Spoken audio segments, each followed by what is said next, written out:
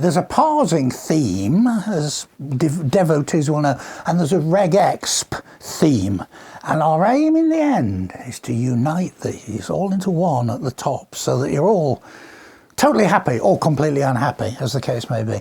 We have done regular expressions, and the last one I did was really very simple and straightforward and shows you absolutely nothing about what can go wrong.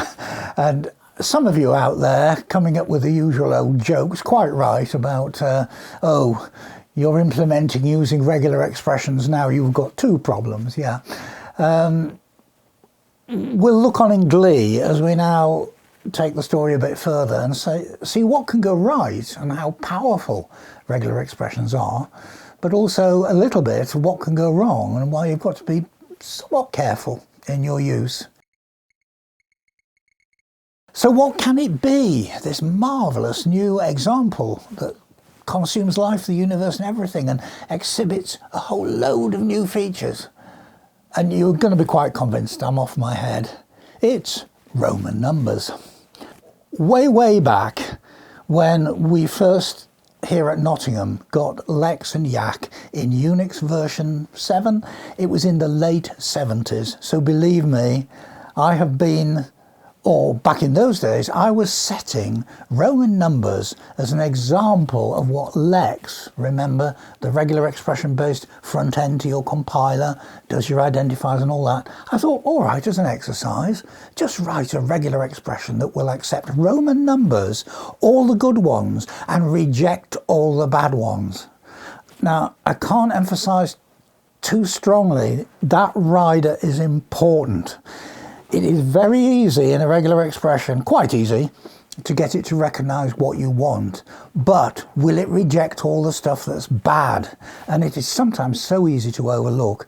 I say with shame because when I'd set that question, I scratched down a quick and easy answer, which I now see is full of holes, because if you input into my regular expression MMII, again, looking ahead, Roman numbers, MMII, 2002, fine. But then I thought now, I didn't think then, what happens if I do MIIM, 2002? Shouldn't be. There's a strict hierarchy in the way these work. So at this stage, we don't know how much, if anything, you remember about Roman numerals. So as an extra bit, we've put out a simple tutorial on Roman numerals based around this example. But for those of you that are totally happy with Roman numerals, we can just carry on with the main video now. So just to locate ourselves then and do a few examples to make everybody comfortable, I'm going to write down MCD XCII. Start at the left, we've got 1,000. Then we see CD, and remember this is one of these subtraction things. CD is 100 less than the 500, which is 400. MCD, so we're up to 1,400 so far. XC. Okay, that's 90. 90. II. 2. 1492. What happens in 1492, Sean, in Western European folklore? Columbus discovered horizons new in America. I should have known that one. Yeah, right. And of course, the year we're in at the moment as we film all of this is, that's simple, MMXX 2020. One that is dear to me. I'm sure you'll work out why. Yes, it's got a lot of these prepended abbreviation things in there. Look, MCM 1900, XL 10 less than 50, 40. IV 1 less than 5, 1944. Let's focus ourselves now on how would we do a regular expression for all of this. In fact, let's make things very simple and say all I'm going to do at the moment is concentrate on getting a regular expression pattern that will either generate me 1 or 2 or 3, 4 or 5. Forgive me, I'll carry on down here. Or 6, 7, 8, or 9, and I won't go any further than that, because 10s is a new adventure further to the left. So those numbers then, from 1 to 9, which I've written out like that. Now, I hope you can see that if you're completely simple-minded about this and don't want to do complex regular expressions, you really could write yourself a great long alternation, as it's called. In other words, a great big sequence of ors.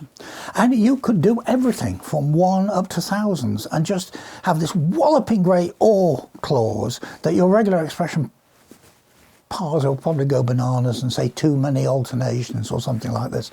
So no, that's not the way to do it. What one wants to do is to generalize and use, as it were, elegant regular expression capabilities to shorten this a bit. So there we are, the Roman numbers from 1 to 9 all written out. First of all, let's try and separate these things into classes and groups that make sense. There are two weird things which involve the subtraction rule, you know, like IV, 1 less than 5, IX, 1 less than 10. I think we'll do those together because they're weird in the same way, if you like. The other things are much more regular, like you go from 1, 2 and 3 with I. And similarly here, you get the same pattern, but coming after a V. A V on its own, or a VI, VII, VIII, and so on. So we've got 3 groupings, things involving I's with or without a V in front of them, and the 2 special cases IV and IX. So I would conjecture that's a wonderful piece of regular expression, covering so far what we've done, but something new coming up, so do pay attention, would be this. My RE is going to be I. Now this is square choice brackets. We have seen these before, but whereas before I put ranges inside them, you know, like A to Z, anything, 0 to 9, any one of those digits. These aren't ranges, these are just explicit possibilities inside square brackets. It's called a choice. So I've got to have an I if I'm on this side of the expression, but then it could be followed by either an X or a V, but it must be one or other of them, and only once. There's no repetition outside, there's no star, there's no plus, no nothing. So those are the special cases taken care of, the 4 and the 9. Now we put a walloping great big OR bar down the middle, or if it's not a special case, it's a regular straightforward case. But we've been clever with our REs now. Oh yes, look at this. Now again, I think this is something we may have mentioned, but probably not. Another piece of regular expression notation is if you put a question mark after something, it means 0 or 1 of. So what I'm saying here is I could either have a V, or I don't need a V. Well, how can you not need a V? Well, what's following on here is going to be something that really is new. This is a counted repetition in curly braces. 0 hyphen. Look at that. Bound to win an award.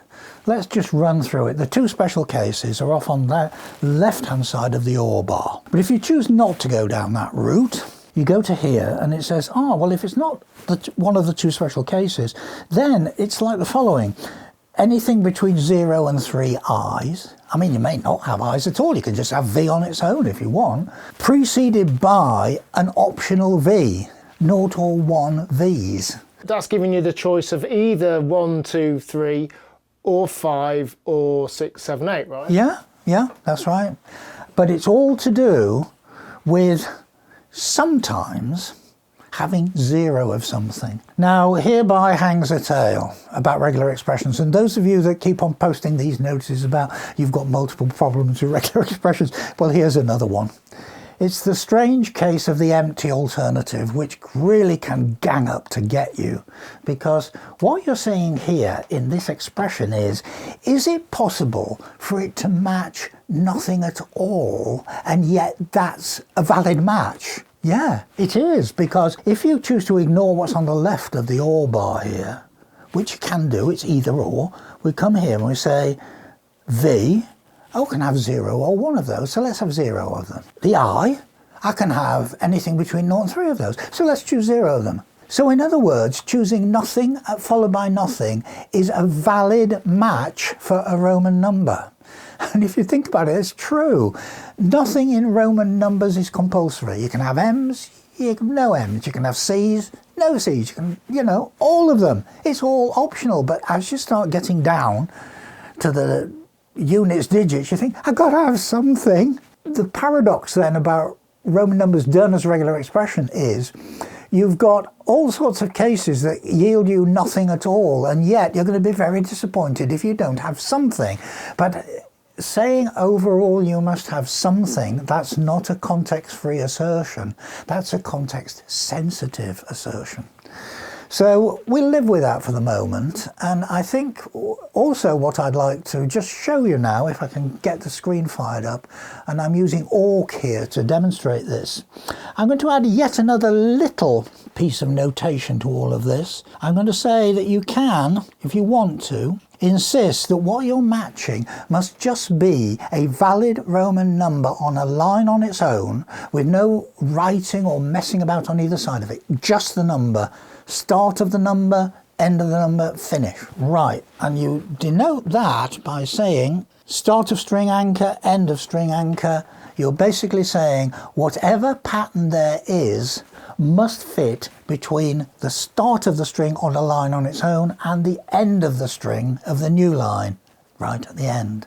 Now, this is the key thing about this. Those things, if you put them in, are not options. You can't have zero of them in. If you say you must match the beginning of the line, you must match the beginning of the line. If you say you must match the end of the line, you cannot ignore it. You can't have zero of them. So in a way, this is a kind of reality check. And it's generally the case that if you use these correctly, you won't end up with null strings being a pseudo match, because this thing is saying, well, whatever the finite length string is, it's got to fit between beginning of line and end of line. Here's the awk script that I hacked together to try out a few alternatives, and I decided to go for this simple little piece first. Can I do everything from 1 to 9 in a single piece of regular expression? And you'll see here, this is classic awk. You give a regular expression pattern, then you give an action. It's a C-like syntax even in awk. Basically what I'm saying is if I match that, then I print out pattern P1 matched and so on. Now if you look down here, 4 of these things, because this is just a test bed, 4 of them are commented out. They will not be executed. The one that will be executed is the one I've just been discussing with you here, which says I must match start of string.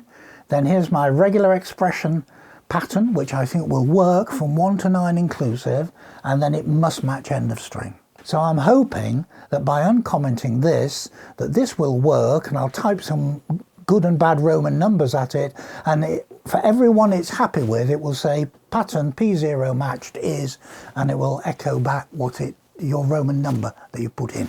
So what I want to do now is actually run that script that we've been looking at. Awk minus, take your instructions from a file, call test roman.awk. Okay, so when that runs now, it should just hang there waiting for me to put in a Roman number. And remember, it is going to match that beginning of string, piece of regular expression, end of string. So which one do you want me to try first, Sean? Let's go really simply and just go for a number 5. V, all on its own. Look at that.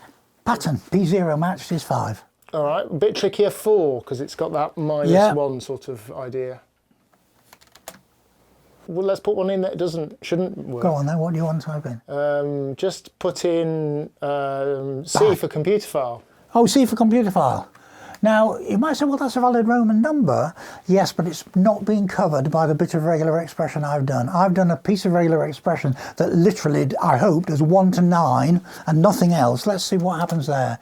It echoes it back, but it doesn't do anything with it.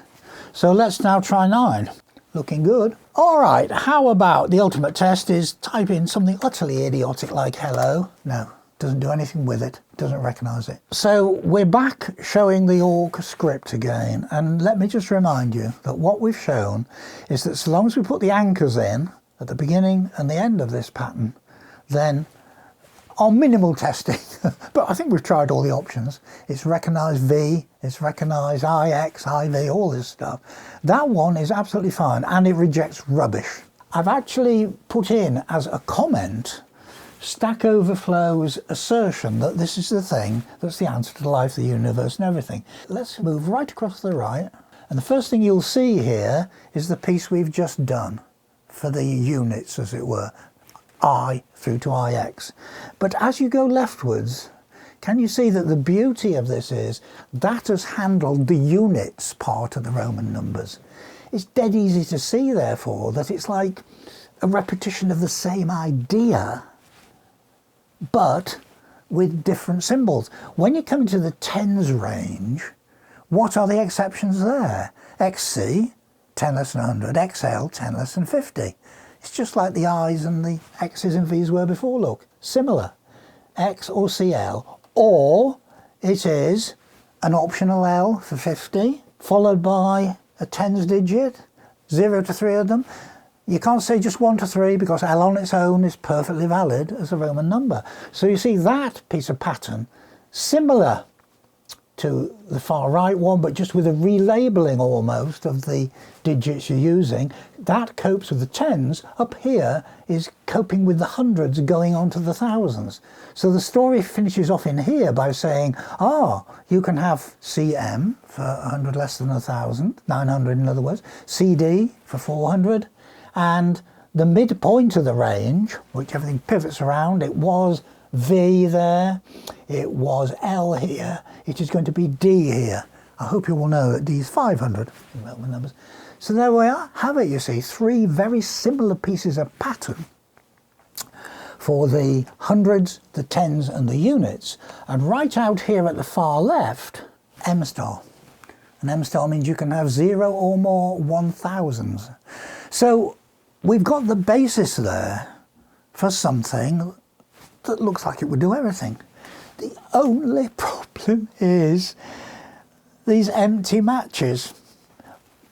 But that's such a big problem, we probably ought to have an episode devoted to that, all on its own. The man goes to town, as we would say. To town the man goes. Sounded to me 20 years ago when I first stumbled on this very much like Yoda the Jedi Master. For those of you coming into this cold and direct because you saw the word Yoda and grepped over the entire universe.